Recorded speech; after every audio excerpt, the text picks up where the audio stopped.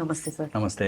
తదాస్తు దేవతలు అంటారు కదా. Yeah yeah yeah. తదాస్తు దేవతలు ఈ మధ్య కాలంలో మనం మేనిఫెస్టేషన్స్ ఇవన్నీ చెయ్యాలి అంటున్నారు. మేనిఫెస్టేషన్ చేసుకుంటే ఖచ్చితంగా జరుగుతుంది అంటారు.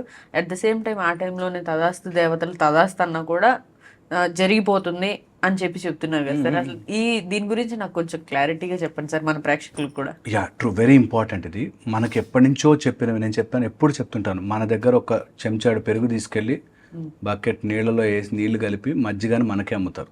ఓకే, అందుకని మనకి ఎప్పుడో చెప్పారు తదాస్తు దేవతలు. ఊరికే చెప్పలే, తదాస్తు దేవతలు ఏ దిక్కులో ఎంతమంది ఉంటారు, వాళ్ళ పేర్లు, వాళ్ళు ఏం పని చేస్తారు, వాళ్ళు ఎలాంటి మన నుంచి నెగిటివిటీ కోరుకుంటారు, నైరుతిలో ఎవరుంటారు, తర్వాత ఈశాన్యంలో ఎవరుంటారు, తర్వాత వాయువ్యంలో ఎవరుంటారని డిఫైన్డ్గా, ఒక్కటి కాదు ఎంత డీటెయిల్డ్ రీసెర్చ్ తెలుసా అది. కంప్లీట్గా నువ్వు ఏ దిక్కున కూర్చుని ఏమి మాట్లాడితే ఏ రాక్షసులు తదాస్తు అంటారు, ఏ దేవతలు తదాస్తు అంటారు, ఏ నెగిటివ్ని రాక్షసులు ఎంకరేజ్ చేస్తారు, ఏ పాజిటివ్ని దేవతలు ఎంకరేజ్ చేస్తారు ఉంది క్లియర్గా విత్ నెగటివ్స్ అసలు మనం మాట్లాడకూడదా సార్? ఎప్పుడైనా ట్రై చేసి చూసుకోవాలి. నా కర్మ, నా బతికింతే, నువ్వు సావురా, నీ ఇది రాని ఇంట్లో అట్లాంటివి జరుగుతాయి.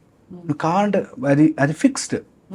పాజిటివ్గా ఉన్న వాళ్ళ లైఫ్లో చిన్న చిన్న నుంచి స్టెప్ బై స్టెప్ పాజిటివ్ జరుగుతుంటాం.